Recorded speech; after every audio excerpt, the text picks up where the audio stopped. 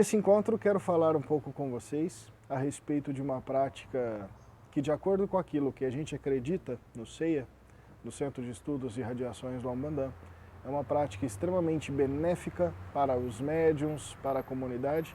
Entretanto, devemos prestar aqui alguns esclarecimentos, né, que é a prática do uso, né, da elaboração dos altares em casa.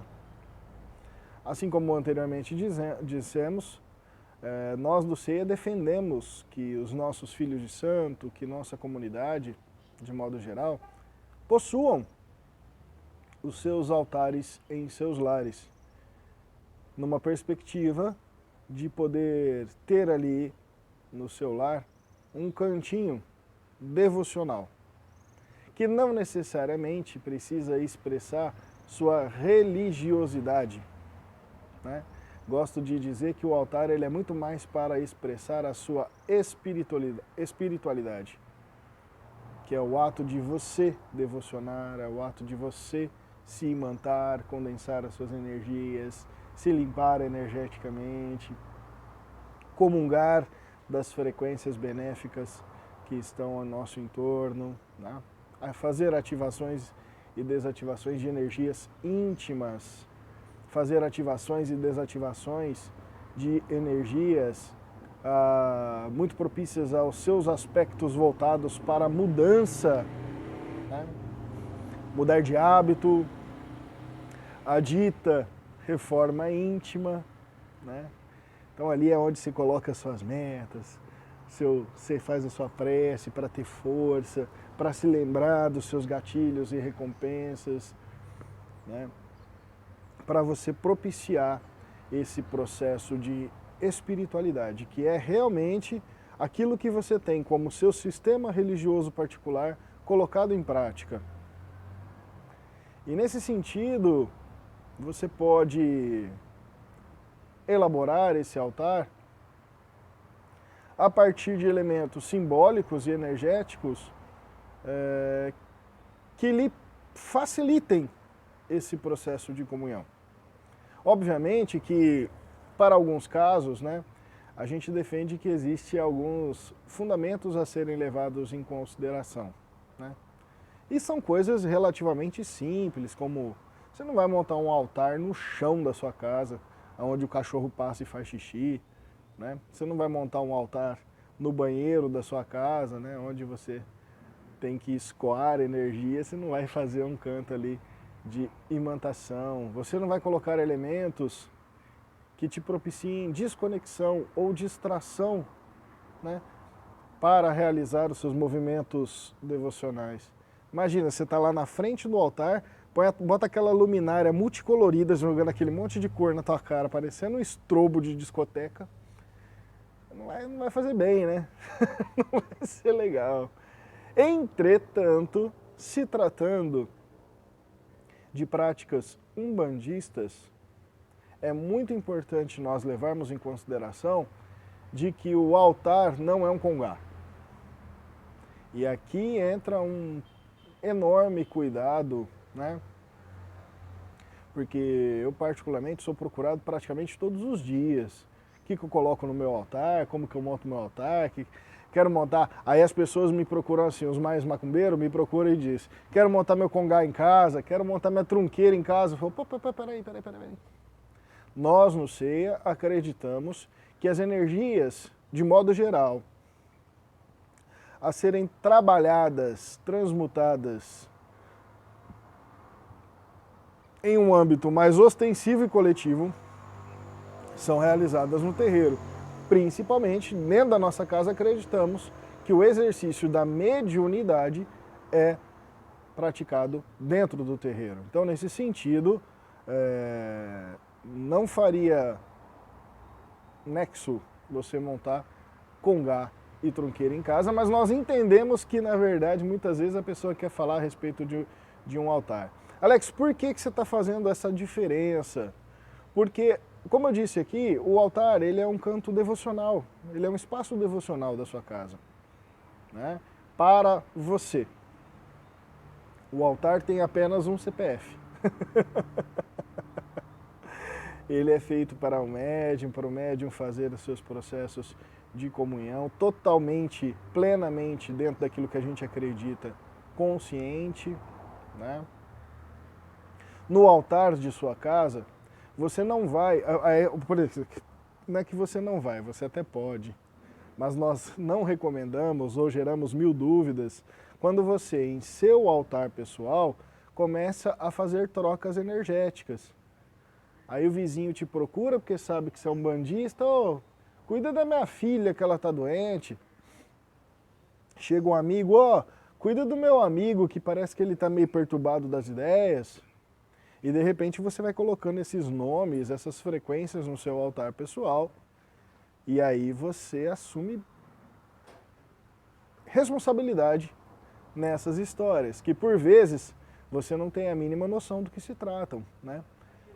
Se aquela doença é oriunda de um processo obsessivo, se aquele amigo que está perturbado é porque realizou feitiçaria para separar as pessoas. Você não tem noção disso, né? Por isso que, de uma maneira, a gente recomenda que as práticas realizadas no seu altar pessoal sejam direcionadas para seu lar. E nesse caso eu abro até a exceção de você fazer práticas de mãe para filho, de mãe para filho, de filho para mãe, irmãos que comungam daquele espaço físico de alguma maneira, né?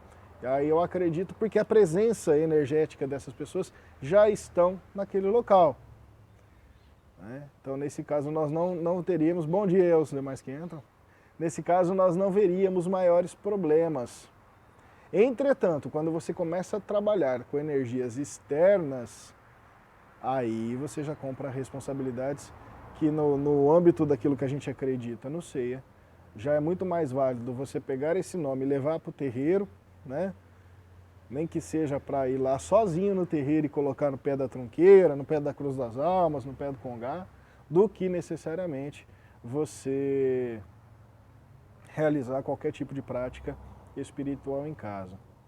Parte das diferenças que compreendem o altar pessoal que nós indicamos que as pessoas tenham de um congá, o congá ele não está preparado apenas para as energias rogativas de todos que ali entram. Um congá precisa estar preparado para realizar processos de condensação energética, de repulsão energética, de escoamento energético, de aglutinação energética, de emanação energética, como se o congá fosse realmente cada vez, dentro dos sistemas de crença daquele que o realiza, ele se torna um organismo vivo, literal, né? No congá a gente coloca elementos que remetem muito à vida, né? Calma, a gente não deixa ninguém preso no congá e nem coloca bicho vivo lá, mas no congá geralmente tem água, no congá geralmente tem planta, que são elementos que estão vivos, né, trazendo todo esse simbolismo, desde a rocha, o otá, né, até mesmo a planta, tudo isso ligado, enfeixado nas energias que a casa trabalha, e aí a gente consegue realizar num âmbito maior e coletivo todas as movimentações energéticas que propiciam, inclusive, a possibilidade de uma boa incorporação para os médiuns durante os ritos, né? Como a gente fala boa incorporação é porque cria-se uma ambiência propícia para aquilo, né? Nós defendemos e indicamos que as pessoas tenham seu altar pessoal, suas imagens de santo, sua velinha acesa, seus elementos, desculpa, elementos ali naturais, elementos simbólicos, elementos históricos, desejos futuros. Mas em nossa casa nós não indicamos, por exemplo, que as pessoas façam, sejam médiums ou consulentes da casa, que eles façam trunqueira em casa, né? Ou até mesmo dentro de nosso sistema de crença, respeitando as demais casas. Mas dentro de nosso sistema de crenças, até mesmo firmezas, pequenos assentamentos de Exu. Nós acreditamos que o Exu está com você. Ele não é sua segurança 24 horas, mas ele está conectado energeticamente a ti. Teu Exu sabe onde você mora. Ele não precisa de uma foto geomagnética para te achar, né? Teu Exu sabe muito bem aquilo que entra e aquilo que sai da tua casa, porque entra e sai da tua casa aquilo que está no teu íntimo, e ele conhece isso muito bem, né? Se você realiza esse tipo de assentamento, de trunqueira, de firmeza, naturalmente você está assumindo que movimentações energéticas daquele processo você está levando para aquele espaço. Teu Exu também sabe disso, mas você precisa saber, né? Como diz aquele provérbio antigo dos macumbeiros, o feiticeiro morre de feitiço. Então deixa para fazer a sua mironga, suas movimentações num espaço pertinente àquilo. Porque veja bem, você pode ter elementos simbólicos de proteção na sua casa, um cristal, uma erva, né? Aqui, por exemplo, na minha casa, quem protege as portas são as espadas de Ogum, né? Não tem nada enterrado, não tem nada, só a planta mesmo, né?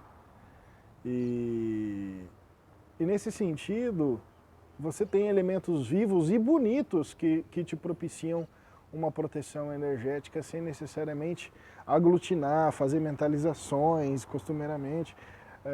Nós não acreditamos e não recomendamos as práticas umbandistas de gira dentro de casa, né? Por uma série de fatores que eu já devo ter abordado em alguns outros vídeos. Sendo assim, compra a imagem do caboclinho lá que você gosta, compra a imagem do seu preto velho, do seu herê, pode comprar até a imagenzinha do seu Exu, se você quiser, né? Embora as imagens de Exu,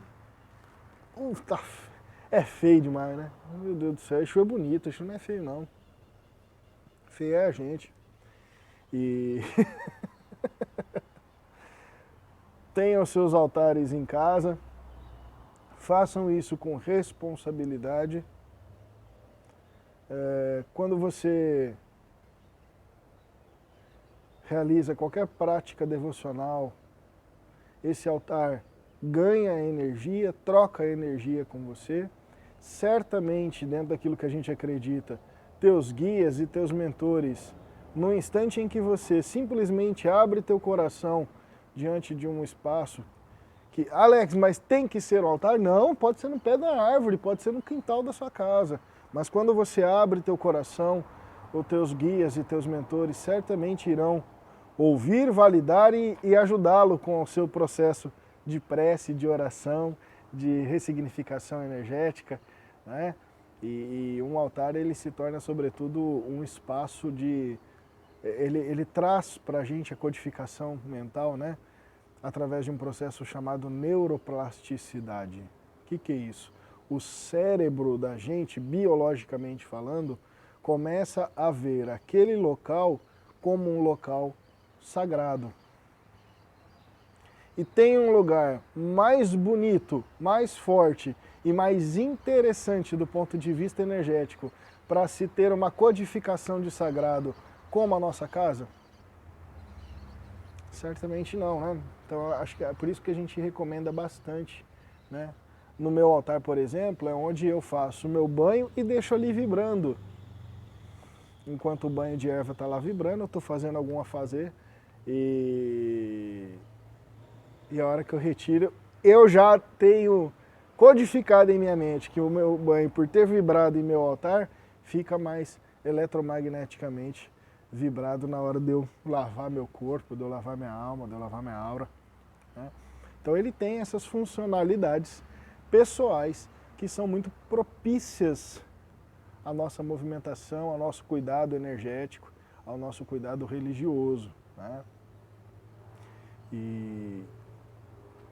E Congá, e a Trunqueira, e a Cruz das Almas, e os assentamentos de Orixá, e os assentamentos enterrados, todas essas coisas deixa lá para o seu terreiro, deixa lá para o seu templo religioso, que é onde todas as energias afins, internas e externas, são transmutadas, trabalhadas, imantadas, para a gente poder garantir a saúde integral do ser durante todo o seu processo. Como a gente diz brincando no terreiro, durante toda a sua carreira mediúnica, você esteja protegido e guiado sem nenhum tipo de dano.